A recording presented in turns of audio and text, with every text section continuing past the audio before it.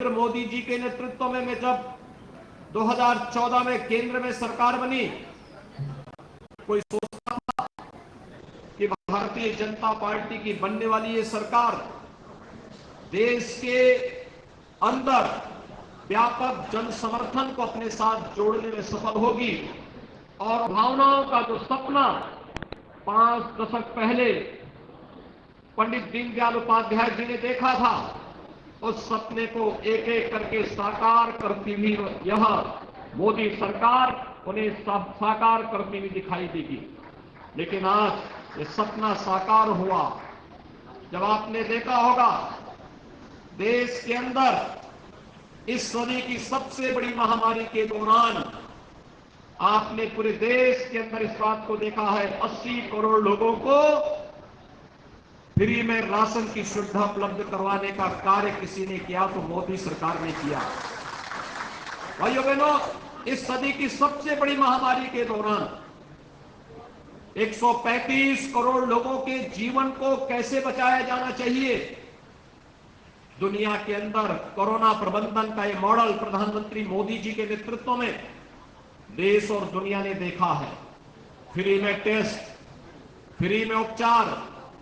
Free में vaccine, 185 crore vaccine की doses अब तक देश के अंदर उपलब्ध कराई जा चुकी है। ये फ्री में है,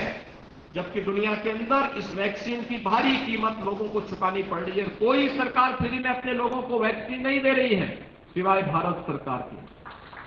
और 80 करोड़ लोगों को फ्री में राशन की सुविधा मिली है।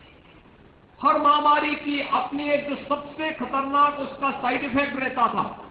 वह रहता था कि बीमारी से जितनी मौतें होती थी उससे कई गुना मौतें भूख से होती थी। लेकिन पहली बार हुआ बीमारी से कम मौतें हो, हर एक जीवन की रक्षा करने का भरपूर प्रयास हो, लेकिन साथ साथ भूख से कोई मौत न हो, और इसके लिए फ्री में राशन की सुविधा उपलब्ध करवाने का कार्य और आत्मनिर्भर भारत की परिकल्पना को साकार करने के लिए उठाए गए कदम, ये आज नए भारत की नई तस्वीर हम सबके सामने प्रस्तुत करता है। आपने देखा होगा इससे पहले भी केवल कोरोना कालखंड में ही नहीं, 2014 के बाद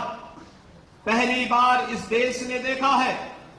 कैसे 12 करोड़ लोगों के घर में एक एक शौचालय बनता है, कैसे 3 करोड़ गरीबों के मकान बनते, सिर ढकने के लिए एक एक आवास उन्हें उपलब्ध करवाया जाता है, कैसे करोड़ों नौजवानों के लिए रोजगार की सुविधा के लिए प्रधानमंत्री मुद्रा योजना हो या फिर तमाम उस प्रकार की योजनाएं जो नौजवानों के हितों को आगे बढ़ाने का कार्य कर रहा हो, कैसे 12 करोड़ किसानों के लिए प्रधानमंत्री किसान सम्मान निधि के माध्यम से उनको कर्ज से मुक्त करने के लिए प्रधानमंत्री मोदी जी के नेतृत्व में प्रधानमंत्री किसान सम्मान निधि की घोषणा होती है, कैसे आयुष्मान भारत के अंदर देश के अंदर 6 करोड़ गरीबों को, गरीब परिवारों को फ्री में स्वास्थ्य बीमा का कवर उपलब्ध करवाया जाता है। ये पहली बार हुआ है जब अंत्योदय समाज के अंतिम पायदान पर बैठा हुआ व्यक्ति की जाति देख करके नहीं, चेहरा देख करके नहीं, क्षेत्र और भाषा देख करके नहीं, बल्कि इन योजनाओं का लाभ उस तक पहुंचाने का कार्य भारतीय जनता पार्टी के यशस्वी नेतृत्व के माध्यम से देश के अंदर दिया जा रहा है, और वह देश के अंदर का है। राष्ट्रीय सुरक्षा के मोर्चे पर भी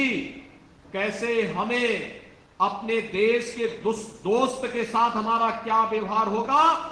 और दुश्मन के साथ भी हमारा क्या व्यवहार होगा,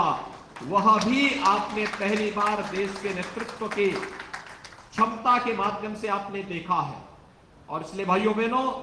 हम सबको अपने नेतृत्व पर गौरव की अनुभूति करते हुए आज हम सब इस बात को जानते हैं कि भारतीय जनता पार्टी के नेतृत्व में चलने वाली केंद्र की सरकार हो या विभिन्न राज्यों के अंदर की सरकारें, ये देश के अंदर एक प्रत्येक नागरिक की भावनाओं का प्रतिनिधित्व करते हुए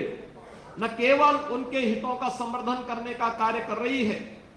बल्कि राष्ट्र का हित सर्वोपरि है। इस भाव को कहने वाला देश का एकमात्र राजनीतिक दल है जो नेशन फर्स्ट की इस थ्योरी को आगे बढ़ा करके देश पहला और दल का हित उसके बाद, ये कहने वाला एकमात्र दल कोई है, वह भारतीय जनता पार्टी है। जो संकल्प एक एक करके हमारे पूर्वजों ने, उन महापुरुषों ने देखा था, उन संकल्पों को साकार कर रही केंद्र की मोदी सरकार आज देश और दुनिया के लिए कौतूहल का विषय बना हुआ है। तो एक राजनीतिक दल कैसे दुनिया के अंदर देखते ही देखते छा जाता है। अमित शाह जी जब देश के अंदर भारतीय जनता पार्टी के राष्ट्रीय अध्यक्ष थे, दुनिया के सबसे बड़े राजनीतिक दल के रूप में भारतीय जनता पार्टी का फैलाव वह भी पूरे देश में और पूरी दुनिया ने देखा है। आज भाइयों बहनों, 42वां संस्थापक स्थापना दिवस का कार्यक्रम पूरे देश के अंदर हो रहा है और 42वें स्थापना दिवस कार्यक्रम के अवसर पर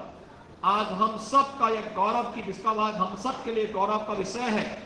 कि भारतीय जनता पार्टी के स्थापना दिवस का यह कार्यक्रम हम सभी को इस दिशा में आगे बढ़ने के लिए बहुत एक नए संकल्प के साथ आगे बढ़ने की एक नई प्रेरणा प्रदान कर रहा है। आज के इस अवसर पर मैं एक बार फिर से उत्तर प्रदेश के अंदर अभी भारतीय जनता पार्टी के नेतृत्व में नई सरकार का गठन हुआ है। हम सब जानते हैं 2017 में लगभग 14 वर्ष के वनवास के बाद भारतीय जनता पार्टी की वापसी हुई।